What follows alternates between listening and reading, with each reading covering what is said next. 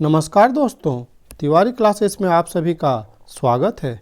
आज के इस वीडियो में इग्नू के एमएचडी प्रोग्राम के सब्जेक्ट एमएचडी 5 का इकाई 1 अर्थात काव्य लक्षण अथवा काव्य की परिभाषा का तीसरा भाग देखने जा रहे हैं। इसके पहले के दो भागों में संस्कृत आचार्यों द्वारा दिए गए काव्य लक्षण तथा पाश्चात्य विद्वानों द्वारा दिए गए काव्य लक्षण को देख चुके हैं।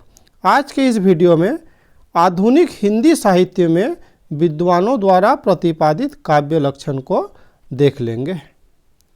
हिंदी काव्य शास्त्र का आरंभ द्विवेदी युग से होता है। ठीक है, जैसे कि आप जानते हैं कि इससे पहले भी आदिकाल, भक्तिकाल, रीतिकाल नहीं, ये सब युग से गुजर चुका था हिंदी काव्य, परंतु काव्य शास्त्र का अगर बात हो तो द्विवेदी युग से ही इसका प्रारंभ माना जाता है। आदिकाल और भक्ति काल में काव्य के स्वरूप, संरचना आदि पर विधिवत विचार नहीं हुआ। तुलसीदास के कतिपय कथनों में काव्य लक्षण और काव्य प्रयोजन के कुछ संकेत मिलते जरूर हैं, लेकिन वे भी अधिक स्पष्ट नहीं हैं। रीतिकालीन कवियों ने स्वयं को आचार्य भले ही कहा हो, रीति ग्रंथ या लक्षण ग्रंथ भले ही लिखे हों, लेकिन उन्होंने स्वतंत्र चिंतन नहीं किया। उनकी रचनाएं संस्कृत काव्य शास्त्र की नकल मात्र है, मम्मट, विश्वनाथ आदि की उक्तियों का ही रूपांतरण है। आप जानते हैं कि रीतिकाल जो था, इस समय अधिकतर जो कवि थे वे दरबारी कवि थे, राजा के आश्रय में रहते थे, राजा का ही गुणगान करते थे। तो ऐसी परिस्थिति में उनका स्वतंत्र चिंतन कर पाना संभव नहीं हो सका। आचार्य महावीर प्रसाद द्विवेदी के लेखों तथा रसज्ञ रंजन नामक पुस्तक में कविता के संबंध में कुछ विचार व्यक्त किए गए हैं। ठीक है, आचार्य महावीर प्रसाद द्विवेदी, जिनके नाम से ही द्विवेदी युग का शुरुआत माना जाता है। ठीक है, तो उनके जो लेख थे कुछ, साथ ही जो उनकी पुस्तक रसज्ञ रंजन, ठीक है, तो इसमें कविता के बारे में विचार व्यक्त किए गए हैं। उन्होंने कविता को समाज तथा सामाजिकता से जोड़ा। उनका विचार है कि कविता की भाषा बोलचाल की भाषा होनी चाहिए। ठीक है, ये महत्वपूर्ण कथन है कि कविता की भाषा भी बोलचाल की भाषा होनी चाहिए। पद्य और गद्य की भाषा एक होनी चाहिए। जिस समय महावीर प्रसाद द्विवेदी थे तो उस काल में पद्य और गद्य की भाषा अलग अलग थी। पद्य सामान्यतः ब्रज भाषा में लिखे जाते थे और गद्य के लिए खड़ी बोली का प्रयोग होता था। तो महावीर प्रसाद द्विवेदी ये चाहते थे कि पद्य और गद्य का जो भाषा है वो एक ही होनी चाहिए। साथ ही उन्होंने कहा कि कविता को सादा, प्रत्ययमूलक और राग युक्त होना चाहिए। कवि को यथार्थ का सबसे अधिक ध्यान रखना चाहिए। हाँ, कल्पना का भी प्रयोग होना चाहिए। अर्थात वे वास्तववादी सोच के व्यक्ति थे और उन्होंने ऐसा ही कविता का रचना के बारे में भी कहा।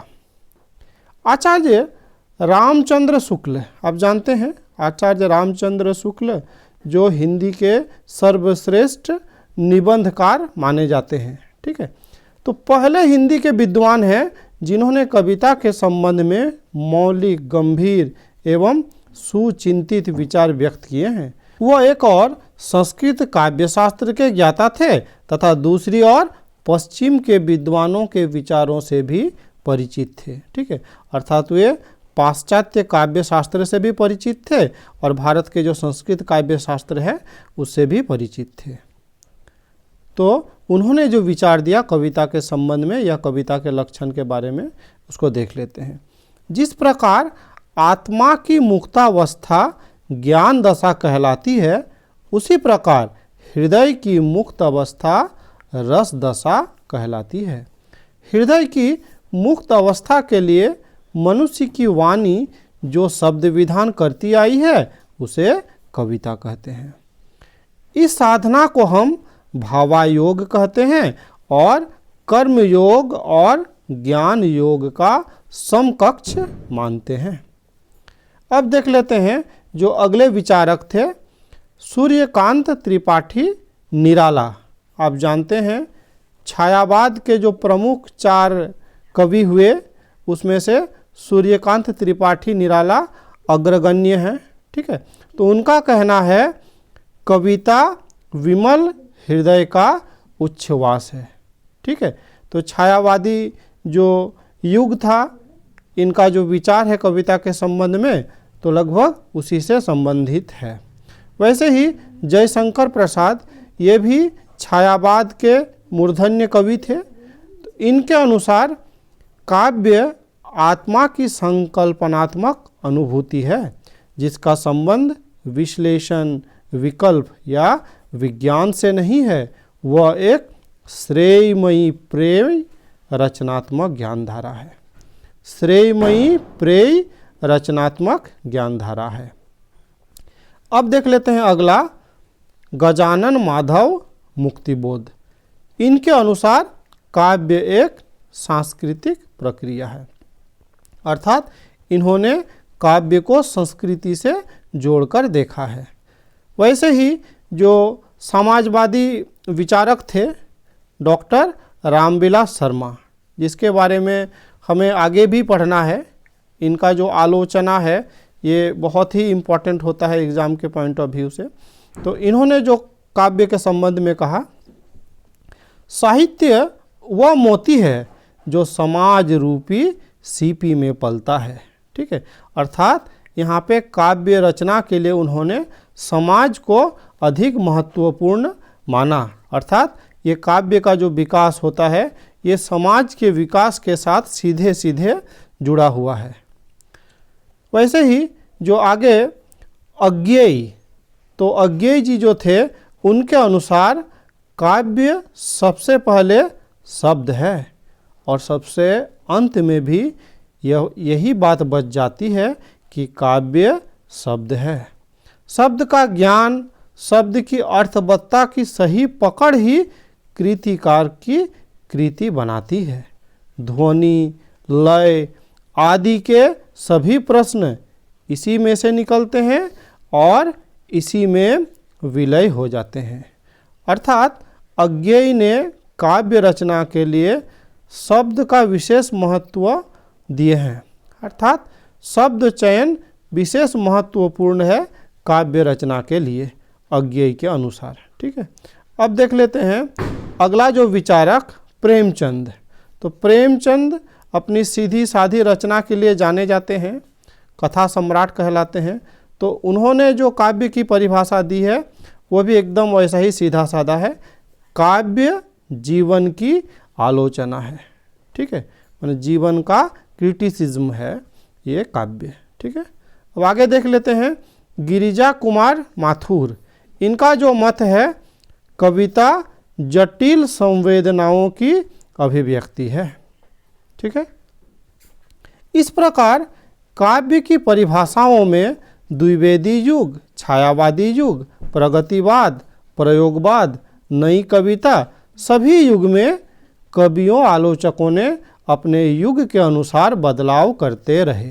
ठीक है, समय के साथ जैसे सोच बदलता रहा, काव्य की परिस्थितियां भी बदलती रही, लोगों का सोच भी बदलता रहा और लोग उसी तरह से काव्य को परिभाषित करते रहे।